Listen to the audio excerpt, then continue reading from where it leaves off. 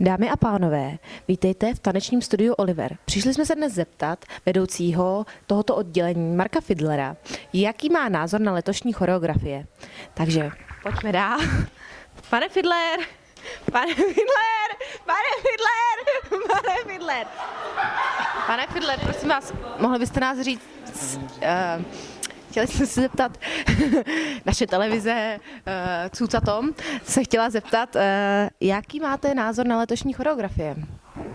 Co si o nich myslíte? No a myslíte si, že jsou dobré? Ale... Pane Fidler, neutíkejte nám. Ježiši, no tak snad mediální hvězdou chce být každý. Tak nám odpovězte. Tam odpoví naše jedna z vedoucích, Nikola Montaňová. Ale my jsme se chtěli zeptat vedoucího tanečního studia Oliver. A myslíte naše choreografie nebo celkově? Tak jako vaše choreografie samozřejmě. Ty jsi točil celou dobu, já jsem nehodila sexy. Můžeš mluvit? Můžete mluvit, prosím?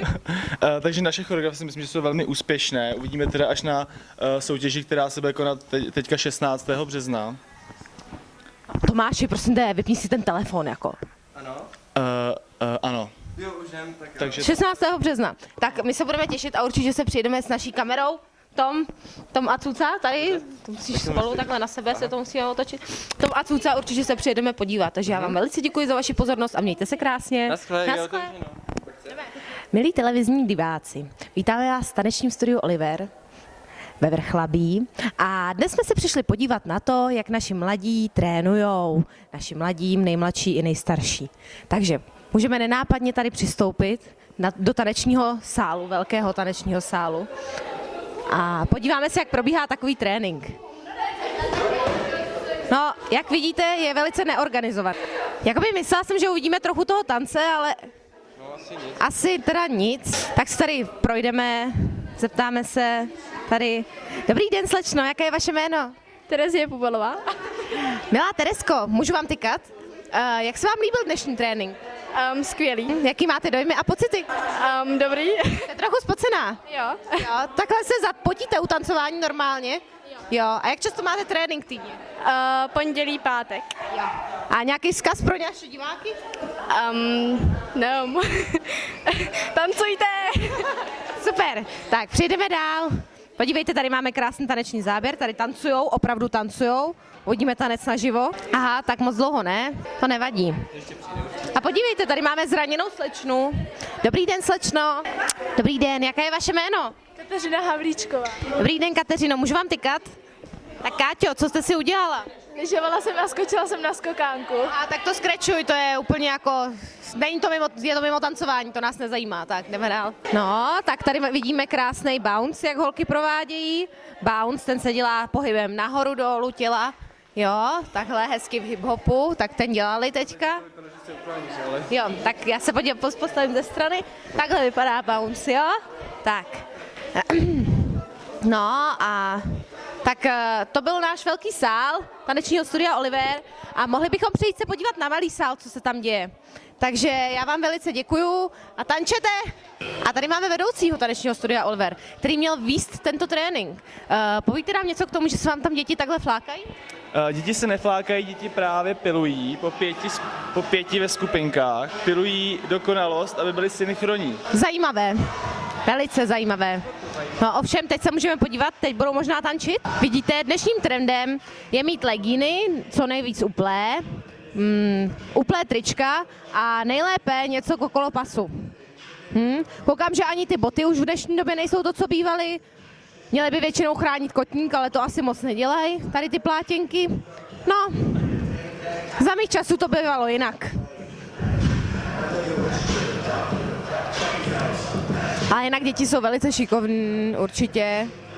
I když teda ta synchronizace, pane Fidler, na to, že to dělají až už hodinu, nic moc teda. Co bych tomu povíte? Nic.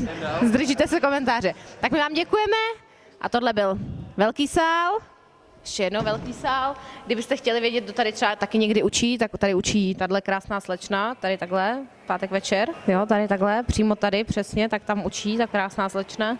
Tak a můžeme jít dál, přijít do malého sálu. Tamhle máme toalety, WC, sice je tam napsáno chlapci, ale můžou tam i ženy. Radši se neptáme, co se tam děje. Tamhle je kostymérna a tady jsme přišli, pardon, a tady jsme přišli do malého sálu. Tak se půjdeme nenápadně podívat, co se děje uvnitř.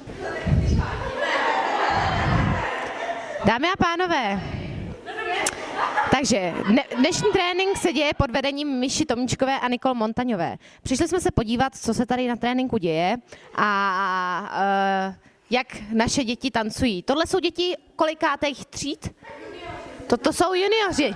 Junioři 7. a 9. třída. Tak vidíte, že děti dnes nesedí jen u počítače a u Facebooku, ale že i dokonce tancují. Takže já bych možná vzala takhle, odsaď bych to vzala, Tome.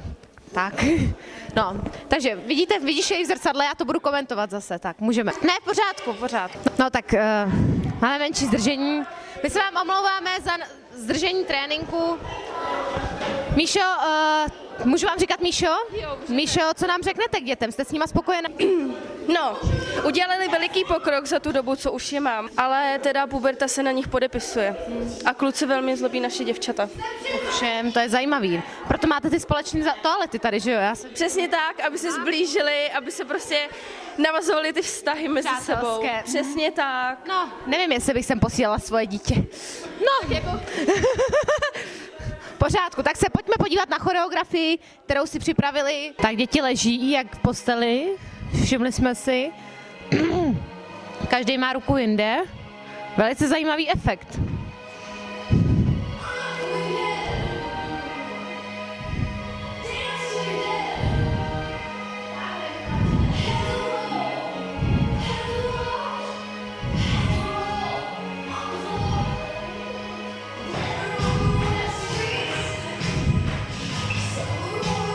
Vidíte i v tomto v složení dětí jsou nejpopulárnější oblečením na tancování legíny, nějaké to tričko a většinou boty. No. Tady slečna zrovna nemá boty, dokonce 2 tady myslím nemají boty. No a že by chránili ten kotník, to se mi teda taky moc nezná. No nevím, no. Krásné, wuhu! Potlesk! Tak my vám moc děkujeme moc krát. Ještě se vás zeptám, slečno Tomíčková, co připravujete za letos za choreografii? No, děcka si loni už odhlasovali Sněhurku. Sněhurku! A to je hezký. A ona jako usla teďka, tam spala. No, spíš se teprve probouzela na začátku. Jo, a co nám k tomu řeknete vy, Nikol? Tak děkujeme. My vám moc děkujeme, že jste nám poskytli prostor a určitě se těšíme příště na příští rozhovor a mějte se, ahoj! Takže to byl malý sál tanečního studia Oliver a toto byla krátká reportáž, to, co se děje ve Vrchlabí a my vás zdravíme a příště se na vás budeme moc těšit při další reportáži, co se děje na plese.